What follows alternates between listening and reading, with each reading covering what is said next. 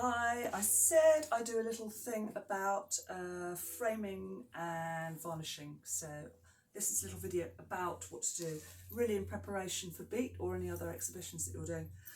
So we've been working in watercolour, paper, acrylics and oil paints. As far as framing is concerned, you need completely different types of framing for different types of medium. So if you've got a drawing, you need to get a proper frame with glass and an edge and a mat or a mount around the outside. Usually you can buy them either online. I buy a lot of stuff on eBay. You can pick them up in charity shops if you're cheapskate, or if you want to really splash out, go to somewhere like Artsake, who will sort you out for a small penny. So yes, this sort of framing for drawings, watercolour, things that are on paper, basically thin paper, they need to be separate from the glass so they don't touch the glass. I think that's about it. Right, so, but for acrylics, if they're painted on board, you treat them the same as oil paintings. This is a painting I did recently called Après Ski, and I buy these frames online on eBay, and I can send you the link if you like. I just pop out the acrylic that's in them and the backing board, and use my own boards that I've made. So they come like this once I've popped it out, just with those sort of bendy things on the back. And I think that cost about £8. So that's a really good deal. And then in this case, I put some masking tape around the edge, and I painted with oil paint with a mixture of cobalt blue and a bit of grey. I think I used on this because I think it needed a bit of colour in it. It was a bit dull in the black. So this one's slightly bigger, probably about £9, this frame. So a real bargain. It means that you can keep the price of the whole picture lower. So yeah, I can send you links for the places that I use for frames. They're quite quick to send them back, and it's worth buying a few. I think I bought 12 because I knew that I had the boards in the right size, so I could churn out the paintings, pop them in the frames, and it's all very reasonable. So varnishing. So you need to varnish oil paintings. You don't need to, but it's better to varnish an acrylic if it's on a board, if it's got impasto, because it just brings out the colours, gives it a smooth surface, and also protects the surface. In this case, I'm using a Damar varnish, which is for oil painting.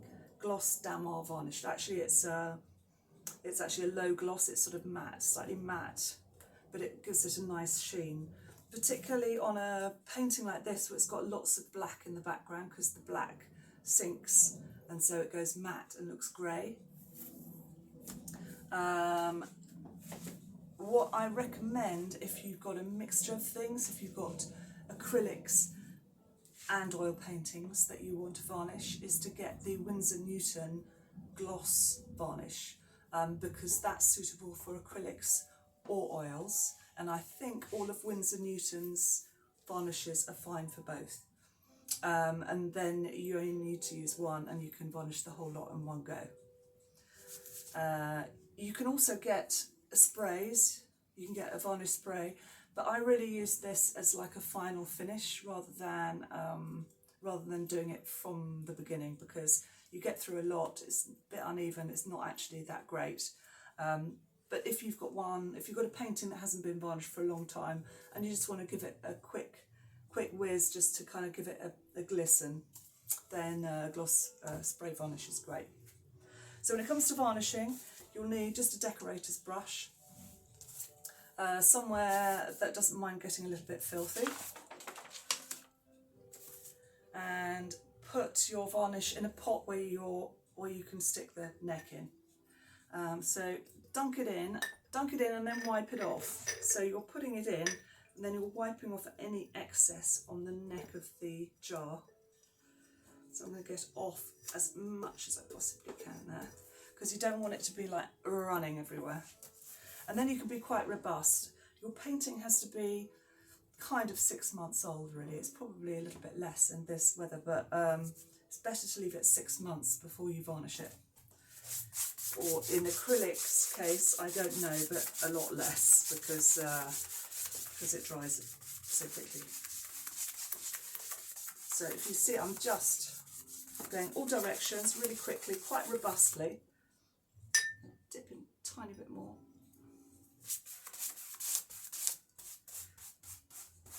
Careful to go right to the edges, which is why you want your board, whatever you're leaning on, to be something that is not special.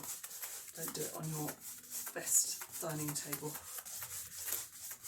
So then if you look at it against the raking light, then you can see the bits that you've missed.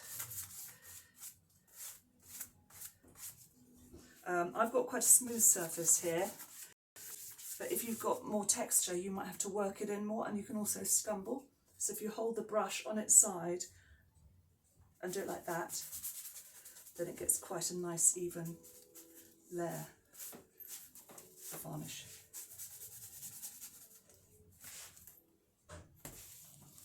So only a little bit around the edge.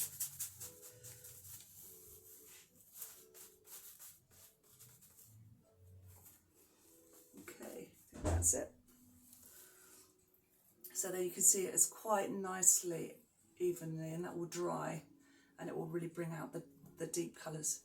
And then I can pop it in one of my frames, like this one.